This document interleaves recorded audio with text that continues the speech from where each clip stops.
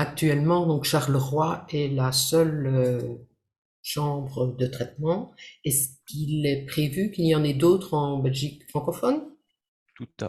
Oui, tout à fait. Et donc, ben, pas plus tard que la semaine dernière, le ministre de la Justice, donc Vincent Van Quickenborne, est venu à Charleroi pour finalement se faire présenter le fonctionnement de la chambre de traitement de la toxicomanie.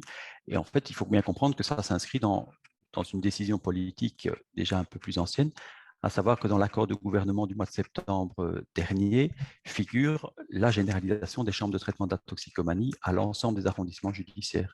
Donc ça, c'est une décision qui a été prise au moment de la formation du gouvernement et c'est ce qui amène finalement le ministre de la Justice à s'impliquer. Et je vois qu'il le fait de manière très active. Il est venu à Charleroi après être allé à Gand, donc il a une bonne vision de ce qui se fait euh, dans l'ensemble du pays.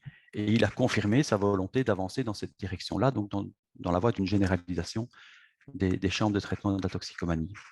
C'est vrai qu'il y a une forme d'inversion ici dans le processus, hein, on inverse un peu les choses, et je crois que ce qui est fondamental, c'est aussi qu'on arrive à fonctionner de manière multidisciplinaire avec un rapprochement des différentes interventions.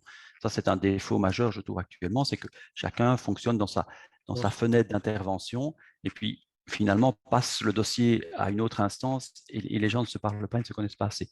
Ce que j'ai vu à Montréal, c'est finalement un investissement très important dans ce qui s'appelle finalement, enfin, dans ce qui s'appelle la justice résolutive de problèmes. Donc on part d'une problématique donnée. Vous avez parlé des violences intrafamiliales, c'est quelque chose qu'ils ont développé et auquel on réfléchit. C'est effectivement à nouveau de se dire, mais qui sont les différents intervenants de la chaîne? On a des services sociaux, on a des services qui viennent en aide aux femmes battues, on a des personnes, des services qui viennent, enfin, qui assurent des formations pour les auteurs de violences intrafamiliales.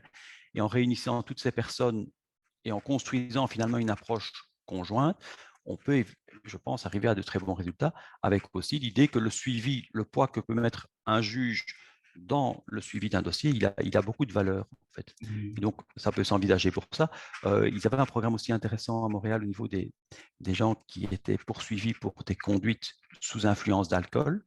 Et là aussi, une fois que la personne était renvoyée devant le tribunal, on gardait cette personne finalement sous la main du tribunal pendant un certain temps pour s'assurer qu'une prise en charge de problèmes d'alcoolisme était effectivement réalisée et ils avaient de très très bons résultats par rapport à ça. Donc oui, effectivement, le système, la justice résolutive, c'est quelque chose auquel beaucoup de personnes réfléchissent actuellement et qui est très, très intéressant. Il y a vraiment quelque chose de très, très dynamisant dans l'approche.